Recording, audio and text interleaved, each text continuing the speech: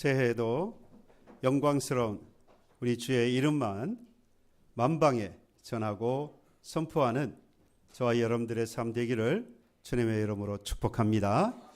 뿐만 아니라 새해를 맞았습니다. 변함없는 하나님의 은혜와 사랑하심이 여러분과 여러분들 가정 그리고 온 교회 위에 충만하기를 주님의 이름으로 축복합니다. 우리 좌우 앞뒤에 계신 분에게도 새해를 맞았으니까 우리 축복의 인사를 나누었으면 합니다. 하나님의 사랑이 당신에게 가득하기를 축복합니다. 다음 세대가 행복한 교회를 만들어 갑시다. 믿음으로 씨앗을 심읍시다. 저도 여러분들에게 믿음으로 한 해 씨앗을 심어 결실하여 하나님 앞에 영광 돌리는 복된 한 해가 되시기를 주님의 이름으로 축복합니다. 제가 말씀을 준비하면서 작년 한 해를 또 신년 주일을 맞아서 곰곰이 생각해보고 또 되돌아보았습니다. 새해를 맞으면 항상 지난 한 해를 돌아보게 되죠. 한 주간이 시작될 때도 마찬가지 한 주 이전에 지난 한 주 어떻게 살았는지 돌아봐야 되는 것처럼 또 한 해를 시작하면서 지난 한 해를 한번 되돌아보았습니다.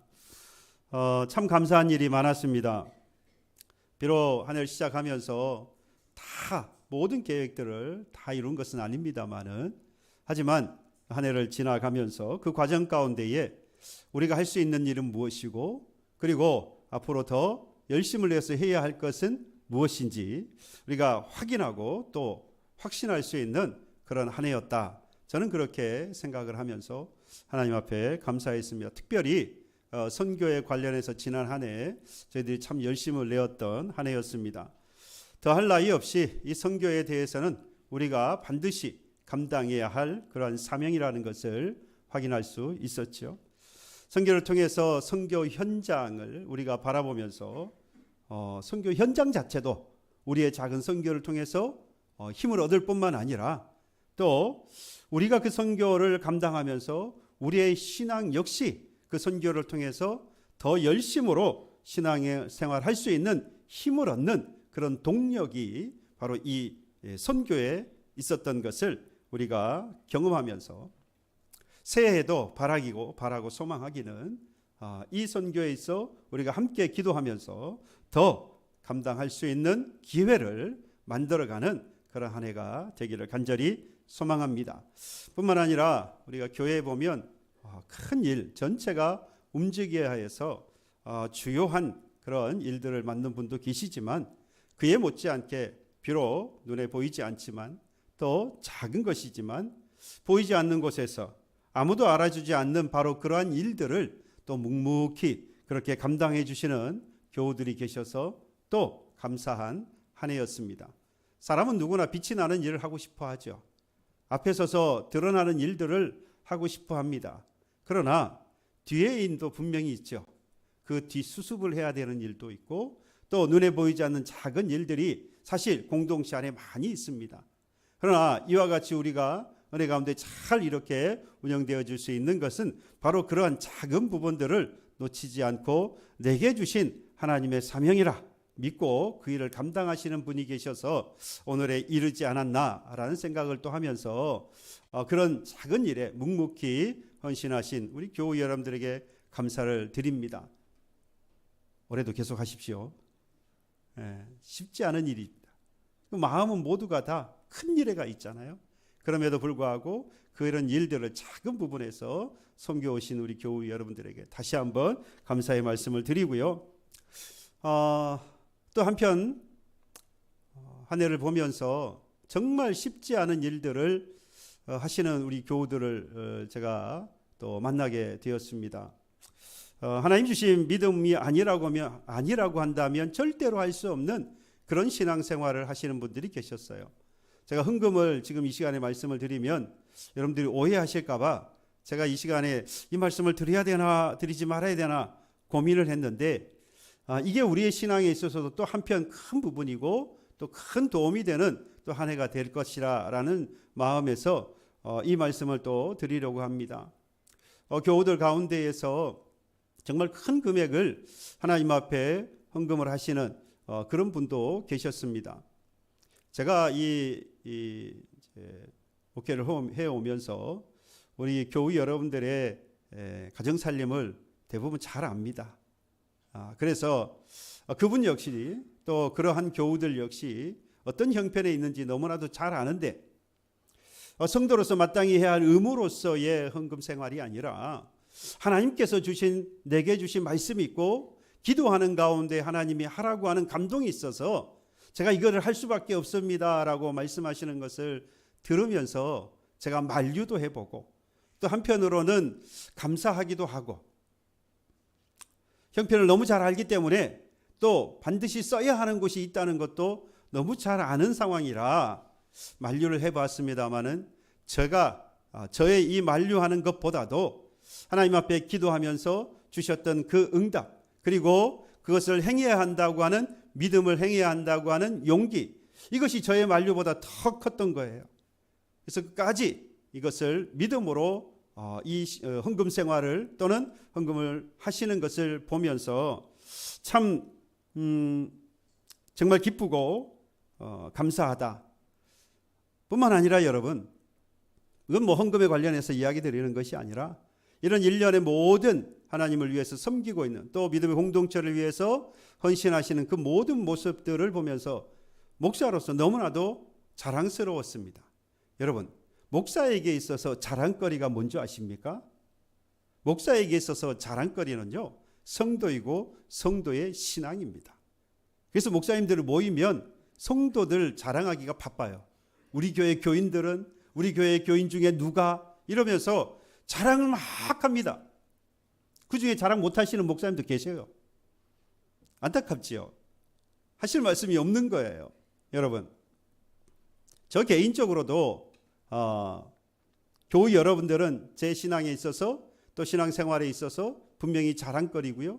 또 목사로서도 분명히 여러분들은 저의 자랑거리가 분명합니다. 여러분들의 신앙은요 곧 저의 자랑일 뿐만 아니라 저의 기쁨이기도 하고 저의 감사의 제목이기도 하고 하나님 앞에 찬송해야 할 찬송의 제목이기도 합니다. 찬송의 주제이기도 해요. 이건 꼭 말씀을 드릴 때 오해가 없기를 바랍니다. 헌금에 대해서 말씀을 드리는 게 아닙니다.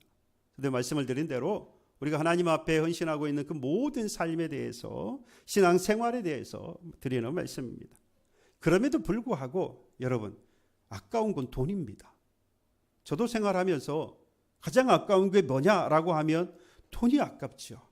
열심히 내가 일해서 번 것, 최선을 다해서 땀 흘려서 벌어들인 것, 여러분 그 중에 가장 아까운 것은 역시 돈입니다. 그런데 그 아까운 것을 하나님 앞에 드린다. 여러분 이건 믿음이 없이는 할 수 없는 일이고요. 믿음이 있기 때문에 할 수 있다는 것이고 그리고 하나님이 주신 믿음을 가지고 행할 용기가 있기 때문에 그 일을 행할 수 있었다라는 겁니다. 그 현금이 많건 적건 그게 문제가 아니죠. 바라기는 저와 여러분들의 그러한 신앙의 생활들이 저에게 큰 기쁨이 되고 또 저의 이 신앙의 삶이 여러분들의 큰 기쁨이 되어질 수 있기를 소망합니다. 저는 그렇게 기도합니다. 저의 신앙의 생활이 성도로서 목사로서 하는 신앙의 생활이 여러분들의 소망이 되고 여러분들의 기쁨이 되고 여러분들의 자랑거리가 될 수 있기를 제가 간절히 바라고 그런 마음으로 신앙생활합니다. 여러분들 눈에는 그렇게 안 보일지 모르겠는데 저는 그런 중심을 가지고 하나님 앞에 신앙생활하고 있습니다.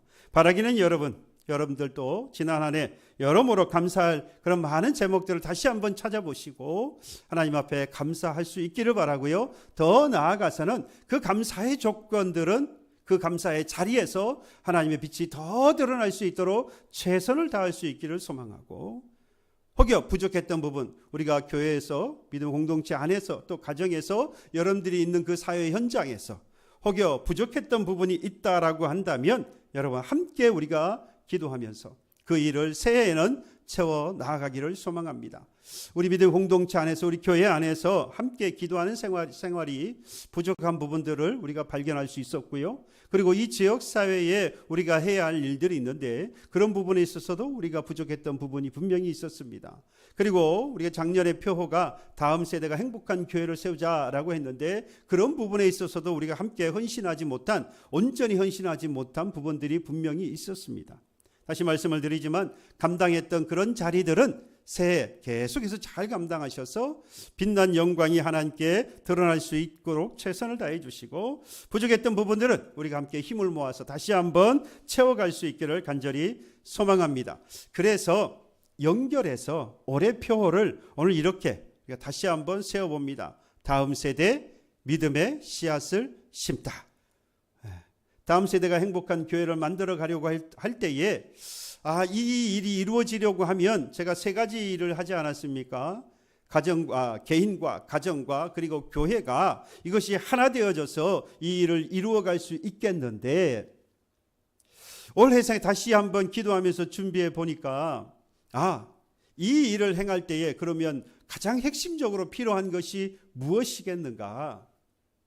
그게 바로 다음 세대를 위하여서 우리가 심는 것이었는데, 믿음의 씨앗을 심는 것. 여러분, 이 믿음의 씨앗을 심는다라고 하는 문구가 그렇게 싹 들어오지 않아서 제가 이렇게 이해하시면 되겠어요. 믿음으로 씨앗을 심자. 뭐라고요? 믿음으로 씨앗을 심다. 올 한 해 저와 여러분들 믿음으로 씨앗을 심는 복된 한 해가 될 수 있기를 소망해 봅니다. 여러분, 농부가 이 씨를 뿌립니다. 씨앗을 뿌릴 때에 보면 씨앗은 다 다를 수 있죠.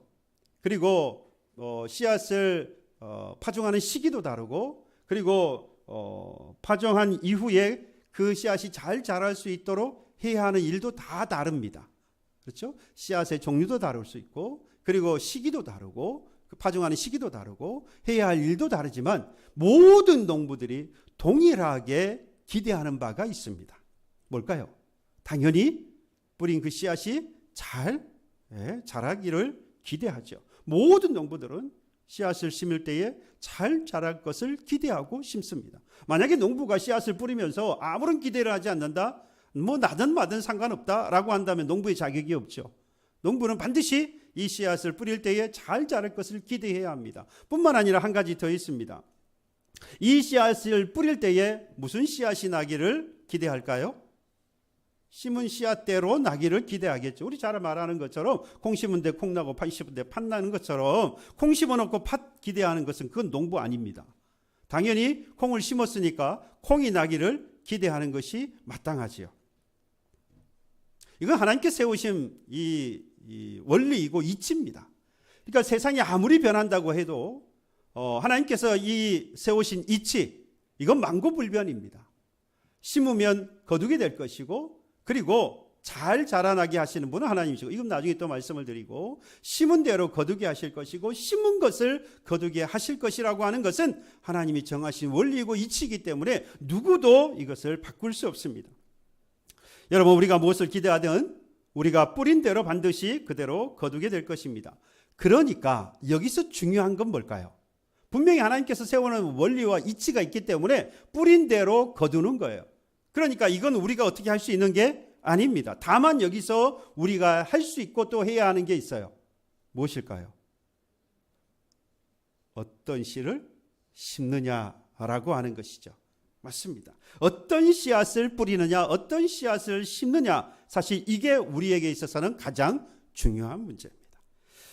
여기서 한 가지 알 것은요, 오늘 이 말씀을 준비하면서 크게 제가 고민하고, 또 오늘 말씀에서 13장 전체를 통해서 마태복음 13장 전체와 오늘 본문의 내용을 묵상하면서 제게 하나님께서 주신 두 가지 과제가 있었습니다. 그래서 깊이 묵상할 수밖에 없었던 부분인데요, 첫 번째는 한 가지 우리가 생각할 게, 오늘 이 성경에 보면 씨앗을 뿌린다라고 표현을 합니다. 뿌린다, sow입니다. sow, 뿌리는 거예요. 근데 우리나라는 이 씨앗을 사실 뿌린다고 말하지 않고 뭐 한다고 말하죠? 씨앗을 심는다. 여러분들은 역시 대단합니다. 씨앗을 심는다라고 말해요. 플랜트입니다. 그래서 하나씩 이렇게 심는 것을 우리는 주로 농사법, 파종법으로 생각을 합니다. 그런데 성경에 보면 이 파종법이 뿌리는 거예요. 뿌리는 거. 이스라엘 파종법은 두 가지입니다. 뿌리는데요, 방법이 두 가지인 거예요. 뿌리는데 방법이 두 가지예요. 먼저는 바람에 이 바람에 씨앗을 그냥 날리는 거예요. 그래서 이 씨앗이 날려서 어디로 갈지 모르겠죠. 아무튼 씨앗을 뿌리는 것이 이 이스라엘 파종법 중에 하나입니다. 바람에 부는 것에 따라서 방향에 따라서 밭에 갈 수도 있고 그러지 못할 수도 있죠. 이스라엘 땅 자체가 그렇습니다. 특별하게 딱 정해놓고 여기가 밭이야 라고 하는 곳도 있지만 그렇지 못한 곳이 참 많아요. 그래서 밭인데도 사람이 걸어다녀 버리는 곳도 많고, 그래서 원치 않게 밭인 줄 알고 뿌렸는데 길가처럼 또는 사람들이 다니는 길에 뿌려지는 경우도 있어요. 또 한 가지 방법은 나귀에다가 이 씨앗 자루를 등에 싣고 밑에 구멍을 뚫습니다. 그러면 나귀가 가는 쪽마다 씨앗이 뿌려지는 거죠. 나귀 대신에 농부가 직접 이 씨앗 자루를 짊어지고 또 이렇게 구멍을 내어서 뿌리고 다닐 수도 있습니다. 그래서 두 가지 파종법이 있는데 둘 다 공통점은 뭐 하는 거죠?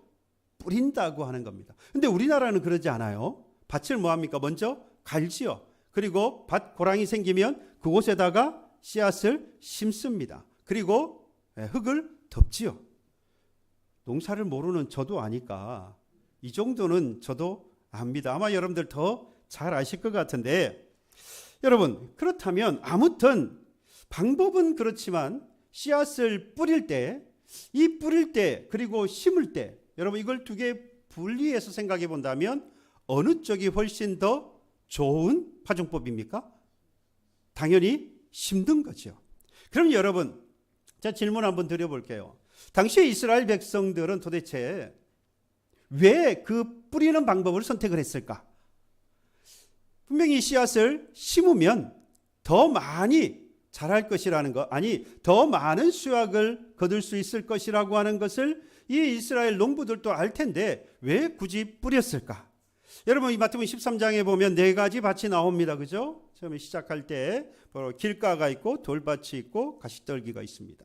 그곳에 이 씨앗들이 들어가면 결국에는 결실하지 못해요. 오직 좋은 땅에 뿌려진 씨앗들만이 결실한다라고 했습니다. 그러니까 계산적으로 따져봐도 훨씬 더 수확을 하지 못하는 경우는 뿌리는 경우입니다. 그러니까 이스라엘 농법대로 파종법에 따르면 우리 파종법이 훨씬 더 효율적이고, 그래서 당연히 그렇게 농부는 농사를 해야 하는 거예요. 그럼에도 불구하고 이스라엘 사람들이 그 파종법을 따르지 않은 이유가 뭘까? 이게 지금 고민이 되었던 거예요. 게을러서 그럴까? 아니면 조상 대대로 그렇게 파종을 해왔으니까 그냥 별 생각 없이 당연히 그냥 그렇게 하는 것일까? 그건 아닌 것 같아요. 여러 가지로 이 문제에 대해서 해석할 수 있는데요. 현대처럼 농기구가 발달하지 않았죠. 그러니까 사람이 일일이 다 심어야 합니다. 그런데 사람이 일일이 하다 보니까 여러 가지 씨앗을 하나하나 심는 것이 그렇게 쉬운 일은 아니에요. 그래서 뿌리는 것이 훨씬 더 빠르고 빠릅니다. 특히나 과거 농경사회에서의 노동력이 이 농사의 전부인 경우에 뭐 가축들을 사용하기는 합니다만은 노동력을 가지고 농사를 지어야 하는 경우 같은 경우에는 당연히 일일이 심는 것보다 빠르게 일할 수 있고 또 노동력을 줄일 수 있는 방법은 뿌리는 방법이라는 겁니다. 가족 단위로 농사를 지어야 하니까 간단하고 빠른 방법을 선택했을 가능성이 높다는 거죠. 둘 다 일리는 있습니다. 뿐만 아니라 이렇게 해석하시는 분도 계셔요. 당시에 이 비교적 이 품종의 그러니까 다양한 양의 씨앗들이 많이 있었다는 거예요. 그러니까 씨앗에 대해서 귀중한 걸 별로 느끼지 못했다라는 것이고, 또 한편에서는 그 씨앗을 구매하는데 그 씨앗의 가격이 그렇게 비싸지 않았다는 겁니다. 그러니까 손실이 많다고 할지라도 좋은 땅에 떨어져서 수확만 거둘 수 있다고 한다면 생활을 유지하는데 별 문제가 안 된다는 거예요. 뭐 여러 가지 이유들을 이야기하면서 뿌리는 이유에 대해서 이야기를 했는데 저는 아무리 그걸 보아도 정답은 아닌 것 같아요. 제가 여기서 한 가지 눈치를 챈 게 있습니다. 아니, 간과하고 우리가 쉽게 넘어갔던 부분 중에 하나가 앞에서 말씀드린 대로 마태복음 13장의 1절부터 시작해서 네 가지 밭, 길가와 돌밭과 가시떨기 있는 가운데에 모든 씨앗들이 뿌려진 곳은 결실하지 못하는데 좋은 땅이 분명히 있었어요. 좋은 땅에 뿌려진 씨앗은 30배, 60배, 100배의 결실을 맺는다라고 했습니다. 여러분, 농부는 이 경험을 했을까요? 안 했을까요? 예, 씨앗을 뿌려봤더니 손실이 많아요. 그 씨앗이 나지 않는 경우가 많은 거예요. 그런데 좋은 땅에 뿌려진 씨앗을 보니까 30배, 60배, 100배의 결실이 있는 거예요. 그러니까 굳이 힘들여서 하나하나 심으려고 하지 않는 겁니다. 그냥 뿌려도 30배, 60배, 100배의 결실을 맺는 경우를 보았기 때문에 쉬운 방법을 선택할 수 있었다라는 겁니다.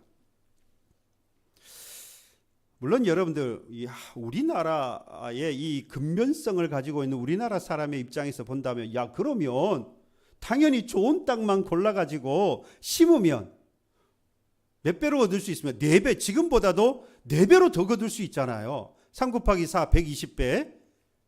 그 다음에 여러분들 알아서 곱하기 해보세요.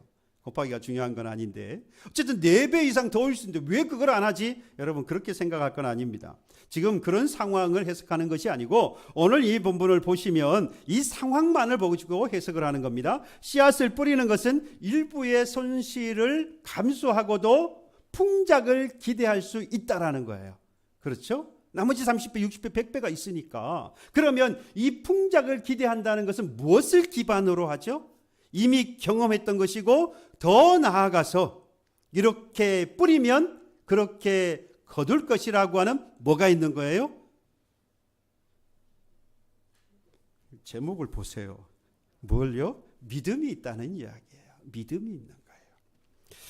여러분, 그 믿음의 기반으로 해서 이 파종을 하는 파종을 해왔다라는 이야기입니다. 그런데 여기서 두 번째, 천국에 대한 말씀이라고 그랬어요. 마태복음 13장의 이 말씀의 비유 7가지는 모두가 다 천국에 대한 비유의 말씀입니다. 저는 이것이 천국이 어떠한 나라인지를 설명하는 비유라고 하는 점에서 놀랐어요. 왜냐? 먼저 누가복음에 보면 이에 대해서 설명을 이미 했습니다. 씨앗은 천국 말씀. 근데 누가복음은 천국 말씀이라고 하지 않고 이방인을 상대로 해서 기록한 것이 누가복음이기 때문에 하나님 말씀, 그러니까 이방 사람들에게 있어서 말하는 신이 아니라 이스라엘 유대 사람들이 섬기는 하나님의 말씀. 그 이제 이방 사람들은 구별이 돼야 되니까 그들에게서 하나님 말씀이라고 기록을 하고 있습니다. 농부는 예수님이고요, 땅은 마음이라고 했어요. 그러니까 이 예수님이 굳이 열매가 맺지 않을 자들이라고 하는 것을 아심에도 불구하고 하나님의 말씀을 전했다는 겁니다. 그러니까 이 하나님의 말씀, 천국 말씀을 듣는 사람들 중에 믿지 않을 사람들이 훨씬 더 많을 것을 예수님께서 아시고 비유로 오늘 이 말씀을 하셨는데, 이미 예수님께서 하셨다고 하는 것이 아주 중요합니다. 여러분, 사람이 모르고 했다고 한다면, 몰랐으니까, 손실이 많을 걸 몰랐으니까 저렇게 열심히 했구나. 그런데 손실이 많을 걸 알아요. 그럼에도 불구하고 예수님께서 계속해서, 만약에 예수님이 농부여서 씨앗을 뿌렸다, 또는 예수님께서 천국 말씀을 전했다, 듣고도 믿지 않을 사람이 훨씬 많은데 그럼에도 불구하고 예수님께서 그렇게 말씀하셨다. 그러면 예수님께서 무지해서 그러느냐? 앞에 일어날 일을 몰라서 그랬느냐? 그렇지 않죠. 예수님이 이미 다 아셨어요. 아심에도 불구하고 왜 이런 일을 하셨느냐? 예수님이 이러한 일을 하신 것이 무모하다라고 할 수 있느냐? 비효율적인 일을 행했다라고 말할 수 있느냐? 심지어 결과를 다 알면서도 말이죠. 농부는요, 말씀을 드려 무작정 이 씨앗을 뿌리는 식으로 이 손실이 많을 것을 알면서도 씨앗을 뿌리는 건 뭐가 있기 때문에요? 좋은 땅 30배, 60배, 100배의 열매를 맺을 것이라고 하는 믿음이 있기 때문이었다라고 한 것처럼, 말씀을 드린 것처럼 예수님도 비효율적인 것을 너무나도 잘 압니다. 이 말씀을 전했을 때 더 많은 사람들이 믿지 않을 것이라고 하는 것, 받아들이지 않을 것이라고 하는 것을 너무나도 잘 알지만, 그래도 전하는 것은 좋은 땅에서 많은 열매를 맺을 것을 뭐한 것? 믿었기 때문이라는 거예요. 그러니까 여기서의 핵심은 뭐라는 겁니까? 뭐죠? 믿음이라는 겁니다. 믿음이라고 하는 거예요. 결실할 것을 믿고 심었다는 겁니다. 효율과 비효율을 따질 것이 아니라 결실할 것을 믿고 뿌리는 것을 우리는 보아야 한다는 겁니다. 심는 것은 효율적 방법일지는 모르지만 이것은 결코 믿음이 없는 이것은 분명히 믿음이 없는 파종법이에요. 좋은 데만 골라서 심어야지. 그러면 뭐 할 거예요? 많은 결실을 맺을 거야. 여기에는 뭐가 빠진 줄 아십니까? 믿음이 빠졌어요. 좋은 데만 고르는 건요, 믿음 없는 행동입니다. 여러분, 심는 대로 거두게 하시는 하나님이 결실하게 하셔야 뭐 할 수 있죠? 얻을 수 있어요. 내가 좋은 땅을 골랐으니까 30배, 60배, 100배의 결실을 얻을 것이다 라고 해서 좋은 땅만 골라서 심는다? 이건 뭐가 없는 거죠? 결국 믿음이 없는 거예요. 30배, 60배, 100배의 결실을 얻었다는 것 자체가 결국 하나님께서 결실하게 하셨다라는 겁니다. 제가 한 목사님이 그런 이야기 하신 걸 들었어요. 실제로 30배, 60배, 100배 하나를 심었더니 거두더라. 깨를 심어봤더니 깨 한 줄기에서 나오는 그 깨를 다시 털어보니까 작게는 30개, 많게는 100개까지도 나오더라. 성경대로 되더라. 저는 이걸 성급한 일반화의 현상이라고 봅니다. 왜냐? 겨자씨 하나를 심었을 때 겨자씨가 아니라 깨 하나를 심었을 때 정말로 30배, 60배, 100배가 나올지 모르겠는데 모든 씨앗을 심었을 때 전부 다 30배, 60배, 100배입니까? 성경대로 봅시다. 성경대로 보면 그래야 되잖아요. 그런데 씨앗 하나를 심었는데 정말로 여러분들 우리가 어떤 거는 하나만 나오기도 하고 어떤 거는 3개 나오고 어떤 거는 10개가 나오기도 할 거예요. 어쩌면 100개보다 더 나올 수도 있겠지요. 그러니까 씨앗 하나를 심으면은 30개, 60개, 100배 이렇게 딱 나온다라고 하는 것은 여러분 그건 일반화를 잘못시킨 거예요. 성급한 일반화의 오류다라는 겁니다. 중요한 건 손실을 뻔하게 볼 줄 알면서도 30배, 60배, 100배를 결실할 수 있도록 하시는 분이 하나님이시라고 하는 믿음 있는 행동을 하나님이 원하신다는 겁니다. 이제 이 시각을 가지고 오늘 본문의 말씀을 보는 겁니다. 31절 32절의 말씀에 또 비유를 들어 이르시되 천국은 마치 사람이 자기 밭에 갖다 심은 겨자씨 하나를 같으니 이는 모든 씨보다 작은 것이로되 자란 후에는 풀보다 커서 나무가 되매 공중의 새들이 와서 그 가지에 깃들인다. 깃들인다는 말은 앉는다는 말이에요. 거기서 산다, 거기에 앉는다, 이렇게 표현할 수 있겠죠. 여기에서 씨앗인데 씨앗이 겨자씨라고 딱 명명을 했어요. 그리고 숫자가 한 알이라고 이야기했습니다. 씨앗은 겨자씨이고 그리고 그 겨자씨가 어떻다고 말하죠? 작다라고 표현했습니다. 본래 겨자씨는 어때요? 작아요. 그런데 작다라고 굳이 또 표현을 했고요. 개수는 하나라고 있습니다. 그래서 여기서 이 하나이기 때문에 뿌린다고 하지 않고요. 심다라고 표현했어요. 만약에 겨자씨를 많이 사용해서 농사를 지었다라고 하면 비록 겨자씨이지만 뭐 했을까요? 뿌렸을 거예요. 그런데 여기는 한 알이거든요. 한 알인데 뿌리겠어요? 심지. 그러니까 이건 중요한 게 아니에요. 심었다. 왜 여기서는 심어? 뿌려야지. 한 알이니까. 자, 중요한 건 여러분 작다라고 표현했습니다. 본래 씨앗은 작아요, 대부분. 그렇죠. 제가 씨앗이 큰 건 혹시 제 기억이 잘 안 나서 그래요. 씨앗 중에 큰 씨앗이 뭐가 있죠? 호박씨가 큰가요? 그 말고 더 큰 씨앗은 뭐가 있죠? 밤, 우리가 먹는 밤 자체가 씨앗이군요. 저는 그게 열매라고만 생각했지. 열매 중에 분명히 씨앗이 있는 거니까, 그죠? 그렇군요. 더 큰 건 없나요? 아무튼 커봐야 그 정도예요. 대부분 다 씨앗은 작습니다. 그 작은 것 가운데에서도 겨자씨는 가장 작다 이 말이에요. 가장 작다는 표현을 한 이유가 무엇이겠어요? 그 다음에 나오는 말 때문입니다. 그 다음에 커서 뭐가 돼요? 풀이 된다고 했어요. 풀보다 더 크대요. 그러니까 뭘 이야기하고 싶은 거죠? 작게 시작했는데 크게 되더라는 이야기예요. 이게 뭐라는 겁니까? 천국이다 이 말이에요. 하나님의 말씀이 뿌려질 때에 많은 사람들이 듣지 않아요. 듣는 사람이 거의 없어요. 몇몇 소수의 사람이 듣습니다. 그러니까 작게 시작하였는데 천국의 말씀은 또는 천국은 커지는 거예요. 이게 천국의 확장성이라고 말하는데요. 천국이 점점점 넓어지고 점점점 커지는 겁니다. 바로 이것이 작은 겨자씨를 심는 오늘 본문의 말씀입니다. 그러니까 크게 자란다는 것을 집중하고 있고 또한 새들이 와서 깃들은다. 와서 그 가지에 앉는다. 여러분 손해를 볼 것을 뻔히 알지만 뭐가 있습니까? 뿌리는 거예요. 이게 만약에 겨자씨가 여럿이었으면 뿌렸다라고 말씀해 드렸어요. 그러니까 이걸 연결해서 보셔야 돼요. 30배, 60배 결실을 하시는데 결실의 양은 중요하지 않습니다. 자꾸 30배, 60배, 100배가 너무 감동적이어가지고 여기에 너무 치중하셔서 하나님 꼭 이렇게 채워주십시오라고 하는데 그건 중요하지 않아요. 중요한 것은 믿음이 있어서 이 겨자씨를 뭐 했다는 겁니까? 심고 뿌렸다라는 이야기입니다.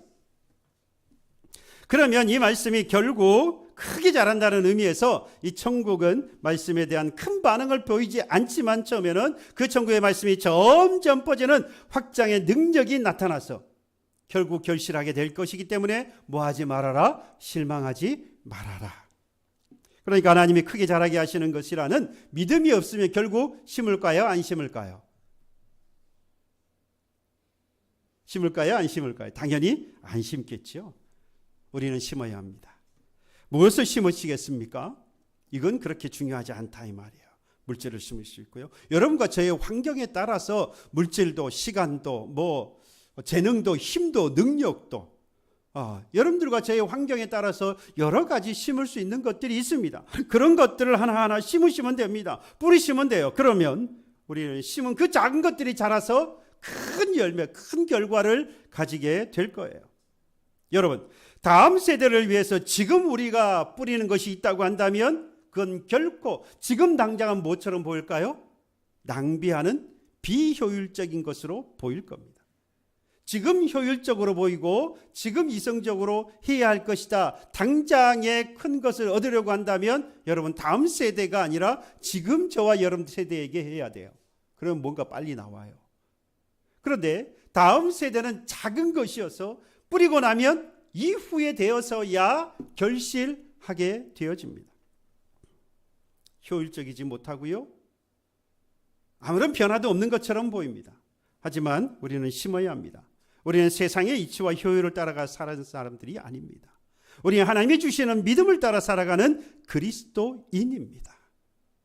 믿음으로 심어야 합니다. 다음 세대, 이 다음 세대에 우리의 비전이 있고 우리의 신앙이 있는 거예요. 여러분, 우리의 신앙이 전해지지 않는다면 저는 단호하게 나의 지금의 신앙은 50점짜리라고 밖에 말할 수 없습니다.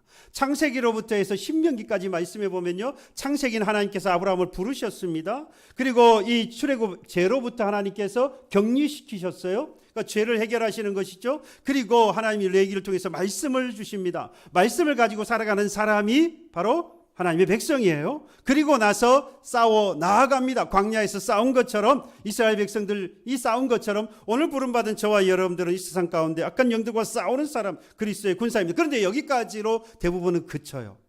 중요한 건 그 다음에 있어요. 물론 그 전이 중요하지 않다는 건 아니에요. 그 다음까지 가야 한다는 신명기입니다. 신명기는 자기 2세대, 자기 세대, 자녀 세대 그 후손들에게 하시는 말씀이에요.